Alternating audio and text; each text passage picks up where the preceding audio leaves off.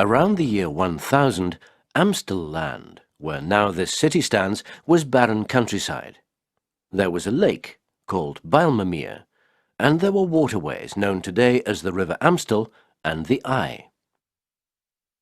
In the 12th century, huge floods swamped much of the countryside. So in around 1200, the people living in Holland started building dams and dikes. These formed a protection against the ever-present threat from the waters of the sea. The earliest time the name Amsterdamu has been found is in 1270. It means the dam on the River Amstel. In 1275, Count Floris of Holland, the local lord, granted the people of Amsterdamu the right to levy taxes. Soon the small town was expanding rapidly. By 1380, the young city was already quite a size. It consisted of many waterways crisscrossed with streets. But soon the city was bursting at the seams. It had to be expanded. In around 1450, a waterway enclosed the city like a moat. This was today's Single Canal as far as the Mint Tower and in the other direction out towards the waters of the Ij.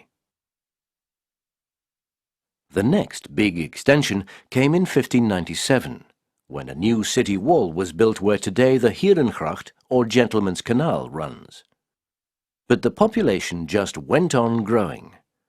Also, there were now many wealthy merchants who wanted grand houses in the city. So in 1612, 2 new canals were constructed, forming arcs outside the old Single Canal.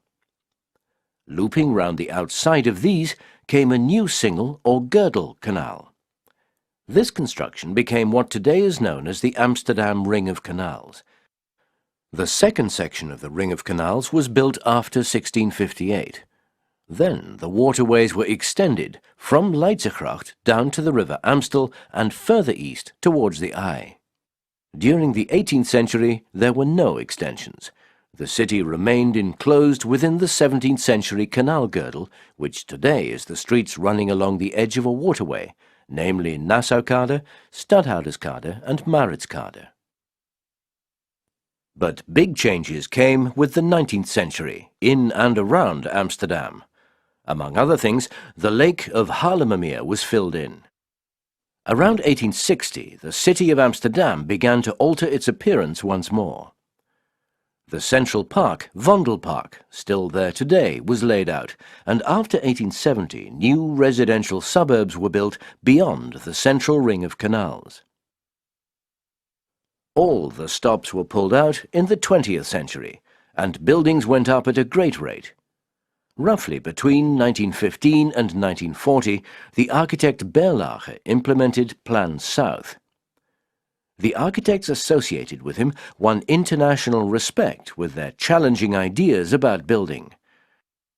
In the 1950s, thousands of new dwellings went up in the so-called garden suburbs, places like Sloterplas. The airport at Schiphol also formed part of this building plan, initiated in the 1930s. It was known as the General Extension Plan for Amsterdam. Then, in 1966, a large section to the southeast of Amsterdam was incorporated into the city. This was the Bijlmermeer polder, which centuries before had been a lake. The intention was to create an ideal residential suburb in the Bijlmer.